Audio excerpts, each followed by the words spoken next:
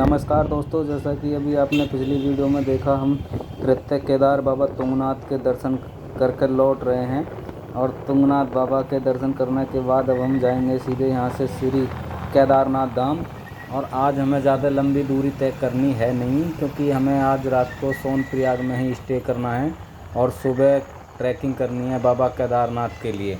तो चलते हैं, आराम से धीरे से पहुँचते हैं बाबा केदारनाथ के दर पर। सोनप्रयाग तक की ही आज की डिस्टेंस है, जो हमें बड़े आराम से कवर कर लेंगे। मैक्सिमम 2.5 घंटे का सफ़र है यहाँ से।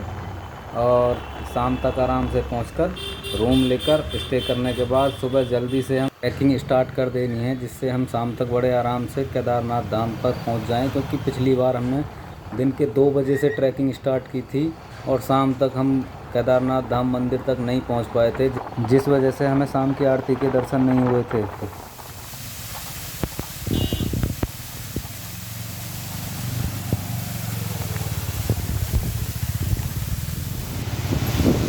इन सुंदर नज़ारों को देखते हुए आज के सफ़र को एंजॉय करते बढ़ते हैं। चलो आगे।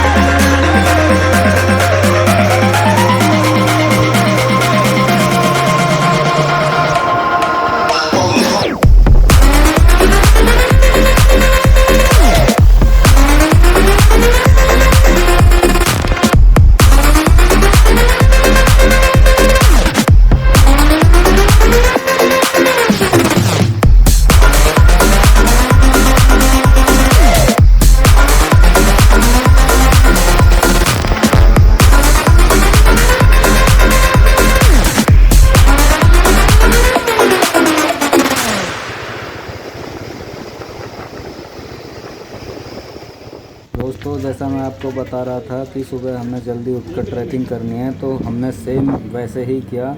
हम सुबह जल्दी उठकर और हमने सोनप्रयाग अपनी बाइक पार्क की। पार्क करने के बाद हम शटल सेवा वाहन से गौरीकुंड तक आ गए। अब गौरीकुंड से आगे की हमने ट्रैकिंग स्टार्ट कर दी है।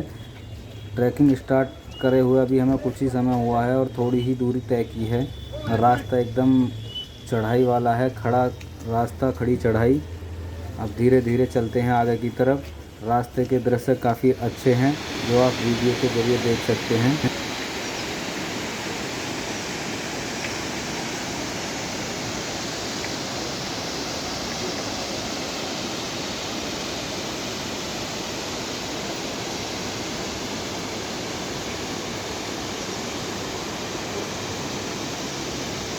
पूरे रास्ते में ऐसे कई सारे झरने हैं।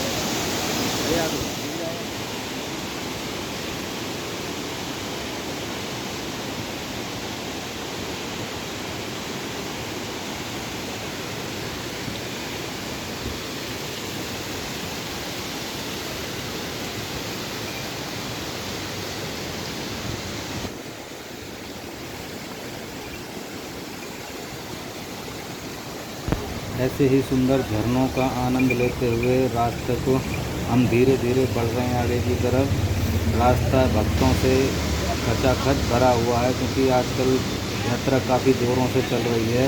रास्ते में खूब सारे श्रद्धालु बाबा के दर्शन करने जा रहे हैं, कुछ लौट कर आ रहे हैं।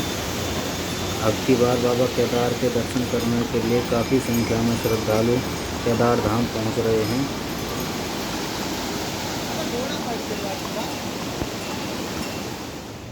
धीरे धीरे चढ़ाई करते हुए अब हम लगभग रामबाड़ा पहुंच गए हैं। ये जो सामने आप रास्ता देख रहे हैं, ये 2013 के बाद का बनाया हुआ रास्ता है। यहाँ पर मंदाकिनी काफ़ी गहराई में पहुंच गई हैं।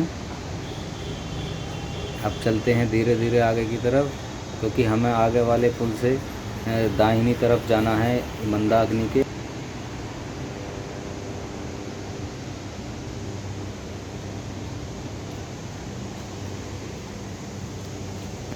यहाँ पर श्रद्धालुओं की संख्या काफ़ी कम लग रही है, क्योंकि काफ़ी सारे श्रद्धालु पीछे वाले पुल से ही दाहिनी तरफ हो जाते हैं।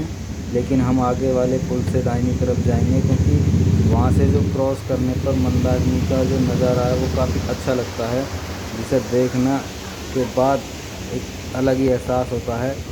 और आगे वाले पुल के बाद में फिर हम राइट हैंड पर चढ़ाई स्टार्ट करेंगे। वहाँ से लगभग हम आधा रास्ता हमारा पुल पर पहुंचने के बाद कवर हो जाएगा, आधा रास्ता बचेगा।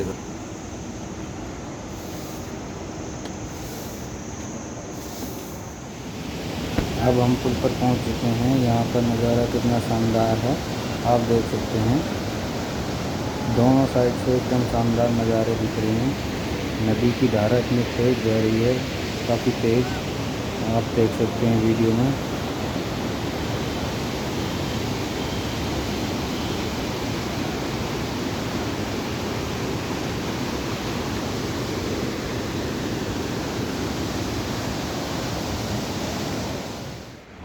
आगे की तरफ बढ़ते हुए लिंचोली के बाद हमने एक शॉर्टकट ले लिया है। शॉर्टकट के रास्ते छोटे तो होते हैं लेकिन काफ़ी ख़तरनाक होते हैं। बढ़ते हैं धीरे धीरे आगे।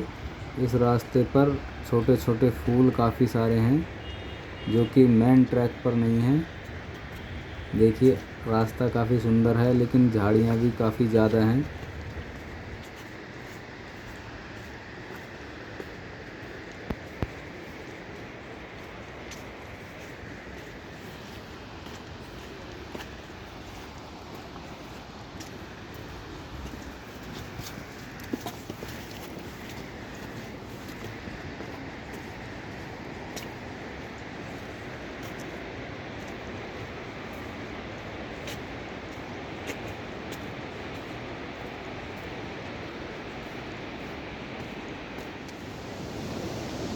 आप देख सकते हैं यहाँ पर कितना सुंदर नज़ारा है। यहाँ से इसी तरीके से हमें भी इन पत्थरों के ऊपर से ही निकलना है। और ये पानी एकदम बहुत ज़्यादा ठंडा है, क्योंकि ये बर्फ़ से सीधा आ रहा है। अगर पैर पे टच होता है तो तुरंत पैर ऐसे सुन्न हो जा रहा है। इसलिए धीरे धीरे यहाँ से निकल कर बढ़ते हैं आगे। केदारनाथ हेलीपैड के पास पहुँच चुके हैं और देखिए आप हेलीकॉप्टर उतर रहा है। और ये कई सारी कंपनियाँ हैं जो हेली सेवाएँ देती हैं, जो गुप्त काशी, फाटा कई जगहों से और उड़कर केदारनाथ यात्रियों को पहुंचाती हैं। इनकी बुकिंग कई कई महीने पहले से की जाती है।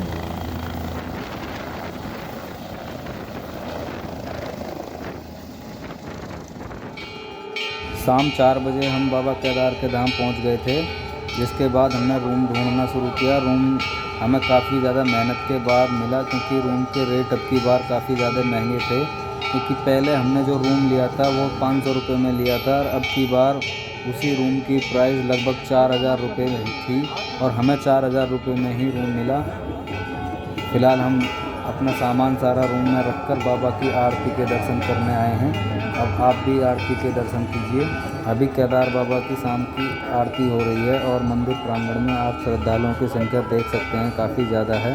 और यहाँ की आरती के दृश्य भी देख सकते हैं कितने सुंदर हैं।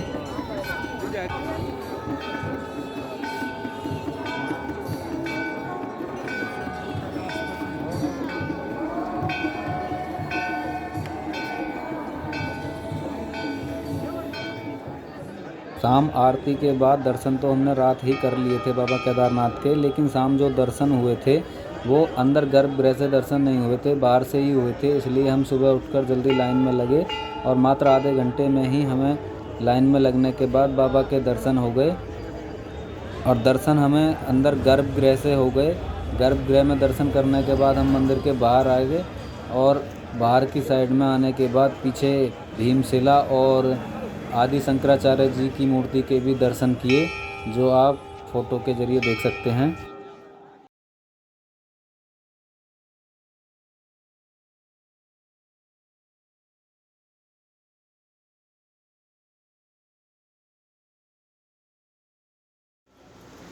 नीचे दर्शन करने के बाद अब हम आ गए हैं पहाड़ी पर ऊपर भैरव मंदिर के पास। अब हमें भैरव मंदिर के दर्शन करेंगे।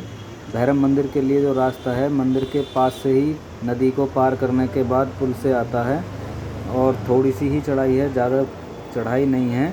और यहाँ से पूरी केदार घाटी का नज़ारा कुछ इस तरीके से दिखता है।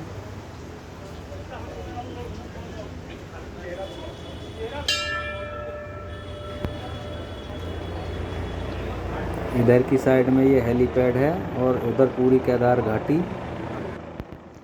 ये बाबा भैरवनाथ की मूर्ति जो आप देख रहे हैं, बाबा भैरवनाथ को पूरी इस केदार घाटी का क्षेत्रपाल भी कहा जाता है, क्योंकि इनका जो ये स्थान है ये काफ़ी ऊपर है पहाड़ी पर। यहाँ से पूरी केदार घाटी का दृश्य साफ दिखाई देता है।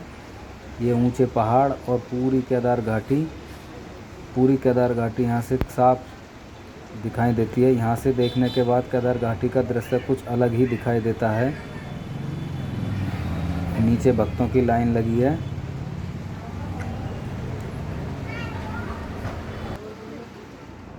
बाबा भैरवनाथ के दर्शन करने के बाद वापस जाने के लिए वही रास्ता है, लेकिन मैं रूम से अपने सारे बैग वगैरह लेकर आया था, तो मैं वापस मंदिर के पास नहीं जाकर मैं सीधा इस पहाड़ के रास्ते आगे जाके मिलूँगा, क्योंकि बाकी कोई आया नहीं था। आज सारे लोग निकल गए हैं यहाँ से मेरे साथ के, तो मैं उन्हें आगे जाके ही वहाँ पर घोड़ा पड़ाव के पास मिल जाऊँगा। वो नीचे के रास्ते से जा रहे हैं, मैंने दर्शन करके पहाड़ के रास्ते ऊपर से जा रहा हूँ। आगे जाके वो मुझे मिल जाएंगे रास्ते में ही। यहाँ पर कोई भी नहीं है। रास्ता काफ़ी सुंदर है, एकदम पत्थर के रास्ता है और यहाँ पर कैंप किया जा सकता है। यहाँ से पूरी घाटी का नज़ारा काफ़ी सुंदर दिखता है। और यहाँ से धीरे धीरे हम बढ़ रहे हैं आगे की तरफ, गौरीकुंड की तरफ वापस। और गौरीकुंड से वापस अब हमें घर ही जाना है। देखिए आप कितना सुंदर रास्ता है। और कुछ प्लेन एरिया है जहाँ पर अच्छे से टेंट वेंट लगाकर कैंपिंग का सेटअप तैयार किया जा सकता है। हरा भरा एकदम रास्ता है।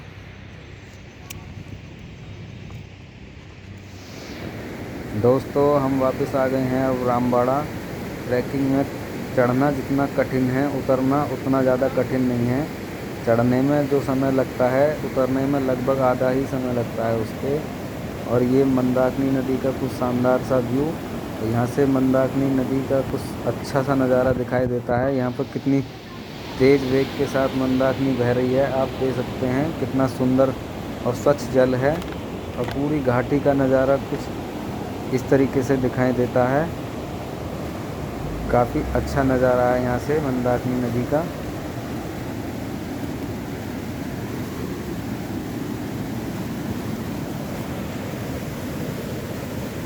दोस्तों वीडियो अच्छी लगी हो तो लाइक करें, चैनल सब्सक्राइब नहीं किया तो सब्सक्राइब करें। और कैसी लगी आपको केदारनाथ की पूरी यात्रा हमें कमेंट करके ज़रूर बताएं। फिर मिलते हैं ऐसी ही किसी नेक्स्ट वीडियो में। तब तक के लिए हर हर महादेव, जय श्री केदार।